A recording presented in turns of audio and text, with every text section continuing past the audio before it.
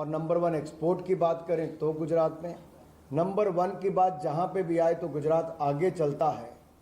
तो गुजरात एक ऐसा मॉडल जो देश के सामने सुशासन, विकास और गरीब कल्याण, यही भाजपा की पहचान।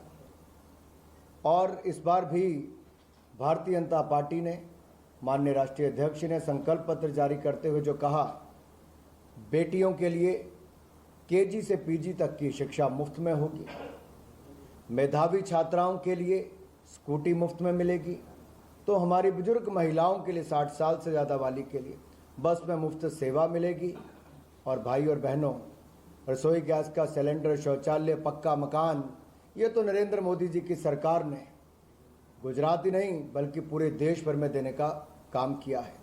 जो कांग्रेस 60 साल में नहीं कर पाई, मोदी सरकार ने 8 साल में करने का काम किया है। और अगर मैं यहाँ पर कहूँ, गुजरात के युवाओं ने तो गुजरात को, विकास को नए पंख लगाए हैं और उड़ान भरी है। और इसी दिशा में गुजरात में निवेश कैसे आया, आज की युवा पीढ़ी के सामने मैं विशेष तौर पर इस बात को रखना चाहता हूँ, क्योंकि शायद 22 साल पहले तो उनको पता भी नहीं था, 30 साल पहले पता नहीं था गुजरात में क्या था। गुजरात में शायद ही कोई वर्ष ऐसा जाता होगा जब दंगे ना होते हों, जहाँ पर हिंसा ना होती हो। लेकिन भारतीय जनता पार्टी के शासनकाल में सुरक्षित गुजरात, विकसित गुजरात, सशक्त गुजरात, संपन्न गुजरात, समृद्ध गुजरात, ये भारत को भी सशक्त बनाने के लिए सशक्त गुजरात और विकसित गुजरात बहुत आवश्यक है। और ये जो लगातार प्रयास हुए हैं, उस दिशा में अब गुजरात को $1 ट्रिलियन इकॉनमी बनाने का जो संकल्प लिया है, ये अपने आप दिखाता है कि भारत की $5 ट्रिलियन इकॉनमी में गुजरात का भी $1 ट्रिलियन इकॉनमी का बहुत बड़ा सहयोग होगा। तो गुजरात का विकास सीधे तौर पर भारत के विकास के साथ जुड़ा है। और मित्रों, प्रधानमंत्री मोदी जी ने जहां एक और G20 प्रेसिडेंसी भारत को लाने का, देखिए इतना बड़ा गौरव मिला है, वो आज़ादी के 75वें वर्ष में मिला है।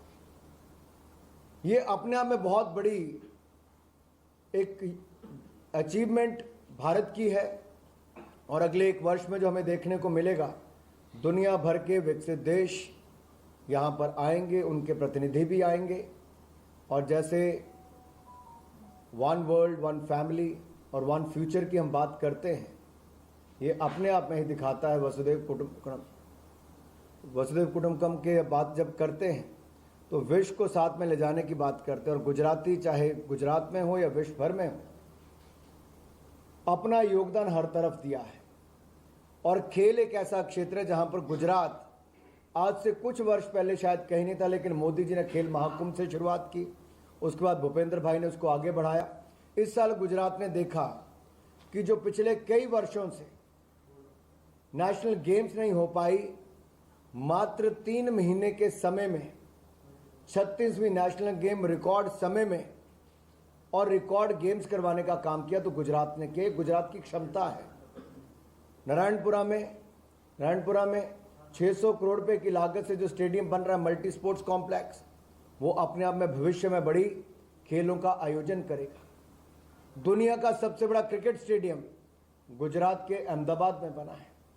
और यही नहीं, भारत अगर भविष्य में ओलंपिक्स का आयोजन करेगा, मेजबानी करेगा, तो उसके लिए भी उपयुक्त स्थान कहीं और नहीं, हमारे गुजरात में जो सुविधा है, सरदार पटेल का जो स्पोर्ट्स कॉम्प्लेक्स है, शायद ही दुनिया भर में इतनी बड़ी जगह में सारी सुविधाएं एक जगह पर बनने का कहीं पर अवसर हो।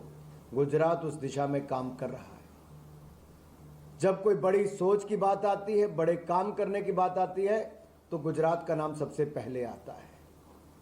और गुजरात की बड़ी सोच ही गुजरात को आगे लेकर जा रही है। और गुजरात की बड़ी सोच ही भाजपा की बड़ी जीत इस बार दर्ज करवाएगी। क्योंकि गुजरात में तो यही लोग कहते हैं, मैं गुजरात हूँ, भाजपा के साथ हूँ।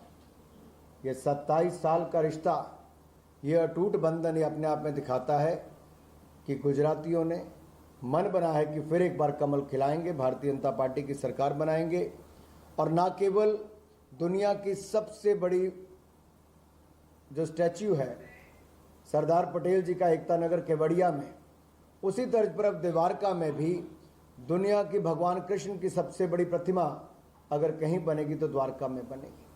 अगर पूरा कॉरिडोर बनेगा, एक रिंग रोड भी ऐसा बनेगा जहां पर सभी ऐसे आस्था के केंद्रों को जोड़ने का काम किया जाएगा,